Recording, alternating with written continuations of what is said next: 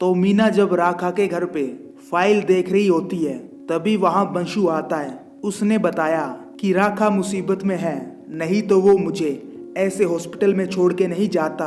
वो केदार पुखराल का बेटा है। 30 साल पहले केदार शहरी लोगों को यहाँ लेके आया था और गोडाउन बनाना शुरू कर दिया, लेकिन वहाँ गोडाउन में रेडियो एक्टिव वेस्ट रखा था। फिर एक रात बाढ़ आई और सब खत्म हो गया, लोग बीमार होने लगे। तो केदार अपनी फैमिली के साथ यहाँ से चला गया, लेकिन फिर कई सालों बाद उनका बेटा डॉक्टर राखा यहाँ वापिस आया। वहाँ नायर मल्होत्रा को अपने घर लेके आया और कहने लगा, मुझे मेरा मेडिकल लाइसेंस वापस चाहिए। तो मल्होत्रा ने वहाँ विश्वास को देखा और कहा कि ऐसी हरकत दोबारा नहीं करना। कोलकाता के लोगों में वायरस फैलने लगा था, इसकी वजह से सीएम ने मीटिंग बुलाई। तो हेल्थ सेक्रेटरी ने कहा, पीपीई किट पहुंच चुकी है, हम जल्द ही उन्हें हॉस्पिटल में बांटने वाले हैं। सभी लोगों के जाने के बाद मल्होत्रा ने सीएम से कहा कि मेरी एक थ्योरी है, ये एक बायोलॉजिकल अटैक है। राखा अपनी जान बचाते हुए कोलकाता चले आते हैं और उनके हाथ में लाल रंग का बैग था, बिल्कुल वैसा ही जैसा पार्थो की मां चंदना ने मीना को बताया था। राखा ने रात में मीना को फोन करके कहा कि तुम लिटनोंग वापस क्यों गई, तुम वहां से निकल जाओ। फिर राखा अपनी सिम फेंक देता है। सुबह के दोस्त ने उसे बताया कि एक नई पार्टी इलेक्शन लड़ने वाली है, तो तू उसे ज्वाइन कर ले। सुबह होने पे मीना पुलिस स्टेशन जाके राखा के बारे में पूछने लगी, तो वो मीना को मिसिस चोपड़ा के घर ले जाते हैं। मिसिस चोपड़ा ने बोला कि डॉक्टर राखा एक क्रिमिनल है, उसने हॉस्पिटल के पैथ लैब को जलाया और अब पुलिस उसे ढूंढ रही है। केदार ने लिटनोंग को बर्बाद किया और अब जो बचा है उसे राखा बर्बाद करने में लगा है। इसके बाद बंशु मीना को एयरपोर्ट छोड़ आता है। आदि हॉस्पिटल में अपनी माँ का इलाज करवाने आया था। तभी मल्होत्रा ने उसे अपना नंबर देके कहा कि तुम मुझे दिन में 3 बार फोन करके बताओगे कि मीनाक्षी क्या कर रही है। फिर मीना रीनी के घर चली जाती है। उसने बताया कि पार्थो एक्सीडेंट से पहले मुझसे मिलने आया था, उसने मुझे 1.5 करोड़ का ब्रेसलेट दिया और वो चला गया। मुझे लगता है पार्थो ने वायरस को सेल किया है। तो मीना ये सुन के परेशान हो जाती है। उसने एनी और शुभो को घर बुला के बताया कि पार्थो ने वायरस को सेल किया था। मुझे लगता है पार्थो और आरसीएन ने अंटार्कटिक जाइंट वायरस को सर्च किया। उन्हें पता था कि जब ग्लेशियर मेल्ट होंगे तो ये वायरस पूरे गेम को चेंज कर देगा, यानी बिलियंस डॉलर का कारोबार। लेकिन ग्लेशियर मेल्ट होने में सालों लगते हैं। उन्होंने वायरस को लैब में ही एक्टिव कर दिया, तो किसी ने उन्हें बहुत सारे पैसे दिए ताकि वो वायरस को होल्ड कर सके। ऐसा हो सकता है कि पार्थो खुद उस वायरस को कोलकाता लेके आया था। तो इसके बाद मीना अपनी कॉन्स्पिरेसी थ्योरी को शुभो के कहने पे उसके लैपटॉप से डार्क वेब पे अपलोड करती है। इसके बाद राखा ने किसी अनजान जगह पे जाके मल्होत्रा को फोन करके कहा कि मैं कोलकाता आ चुका हूँ। मल्होत्रा ने कहा कि मैं आता हूँ, लेकिन काफी समय बीत जाने के बाद जब राखा ने मल्होत्रा को फोन किया तो वो नेटवर्क कवरेज एरिया से बाहर था। मीना रूट नेट पे अपनी कॉन्स्पिरेसी थ्योरी बताने लगती है। तभी उसके पास एक लिंक आता है। उसे ओपन करने पे डॉक्टर आरसीएन वीडियो कॉल पे थे। उन्होंने बताया तिराग के पास अंटार्कटिक जाइंट वायरस है और कोलकाता में उसकी कोई मदद कर रहा है। मैंने पार्थो को इस काम के लिए कहा और अब हम कई लोगों की मौत का कारण बन चुके हैं। फिर डॉक्टर आरसीएन अपने आप पे गोली चला देते हैं और उनकी मौत हो जाती है। अगले दिन मीना ने प्रीतम से पूछा तिराग कौन है, तो उन्होंने बताया कि ये एक न्यू बायो टेरर ग्रुप है। अब हमें सीएम के पास जाके उनसे बात करनी होगी।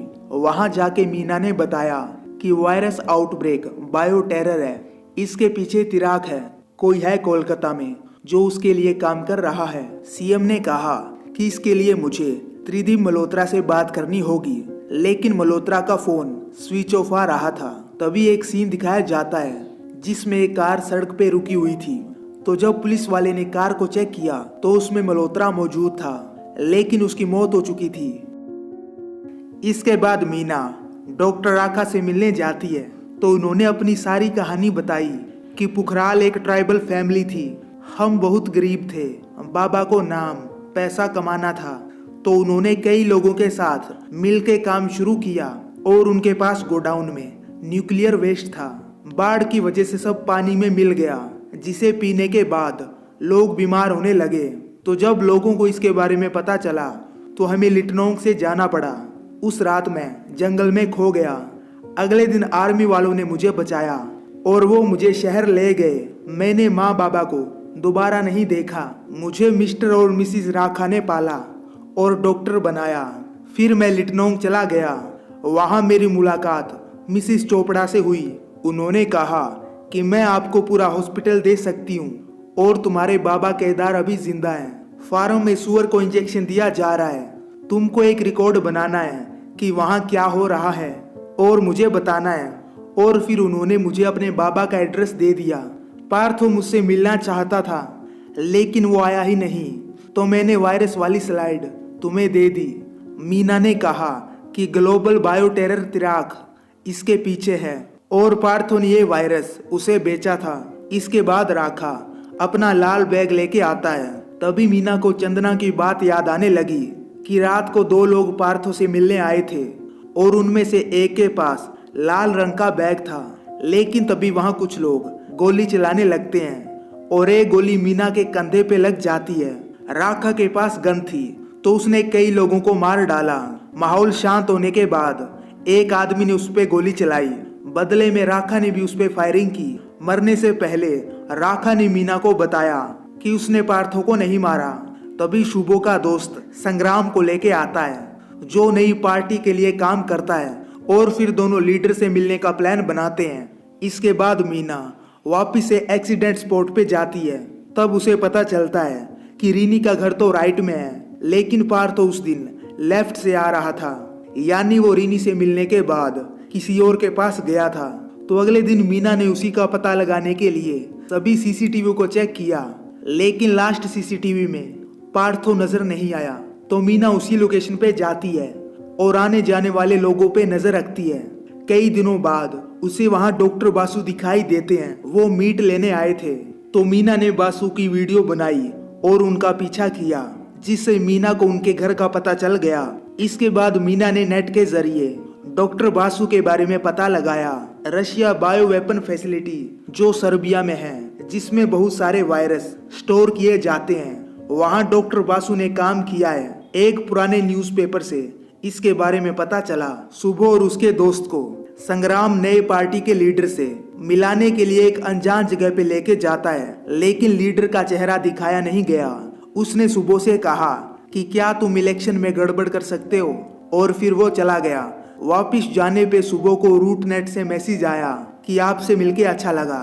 यानी सुबह डार्क नेट पे जिस आदमी से बात कर रहा था वो नई पार्टी का लीडर है। इसके बाद मीना अकेली डॉक्टर बासु के घर चली जाती है तो बासु के पास भी लाल रंग का बैग था। मीना ने कहा कि मेरे पास एक स्टोरी है।